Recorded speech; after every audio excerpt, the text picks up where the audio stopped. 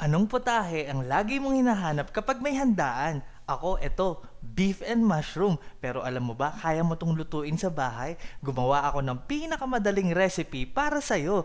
Madali pa to sa Easy, tuturuan ka ni Tipsy. Let's go!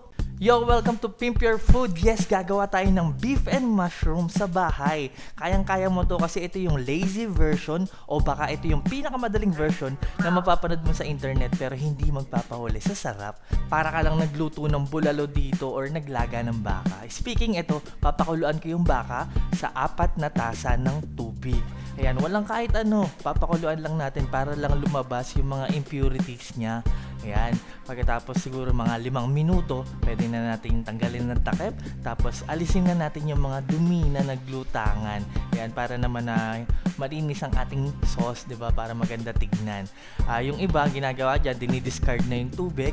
Tapos papalitan ng bago saka papakuluan ulit. Pero dahil ito ay lazy version, kinutsara na lang natin. Alright, at yan nga, naglagay na rin ako ng pinitpit na bawang, sibuyas at beef cube. Maglalagay ako ng konting asin at medyo maraming paminta para masarap.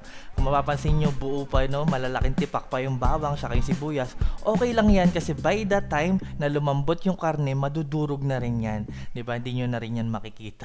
Madudurog na yan dahil sa tagal pagpapalambot ng baka. Speaking, papalambutin na natin. Papakuluan natin yan hanggang sa makuha nyo yung desired nyo na lambot.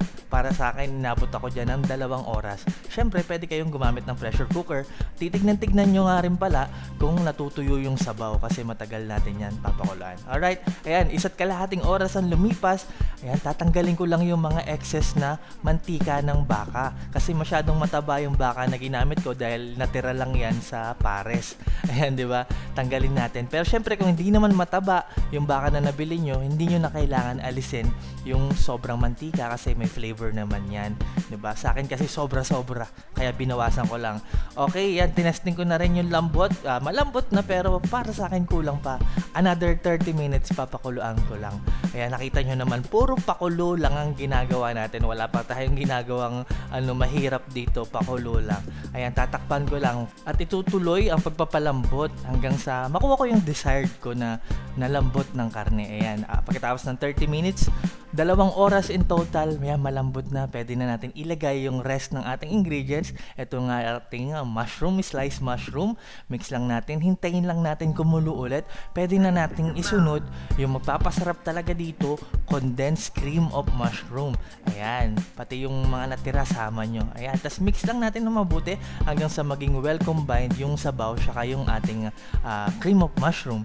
Tapos yung sabaw nga pala, at least 2 cups yung matitira sa pagpapakulo nyo. Okay? Ayan.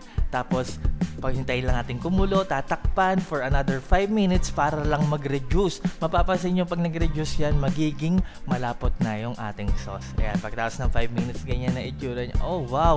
Diba? Malapit na, matatapos na tayo. Lagyan lang natin ng konting-konting toyo, konting-konting Worcestershire sauce, konting-konting liquid seasoning. Mapapansin nyo, puro itim yung ginamit nating sauce dito. Pampalasa, pampalinamnam, at di lang yun, pangkulay. Nakita nyo naman, pagkatapos natin ilagay yung ating mga sauce, gumanda na yung kulay ng ating beef and mushroom. At that's it! Ganun lang kadali. And now, look at that. Meron ka ng beef and mushroom. Diba? Pagkatapos mo mapanood ang video na to, malamang, ayan, makakapagluto ka na. Napakadali. Para lang tayong nagnilaga. Diba? Na merong mga konting extra lang na nilagay. At sinasabi ko sa inyo, hindi papahuli ang lasa nito. So, hindi nyo na kailangan hintay pa magkaroon ng handaan, ng catering, para makatikim ng paborito nyong beef and mushroom kasi kayang-kaya nyo na yung lutuin sa bahay.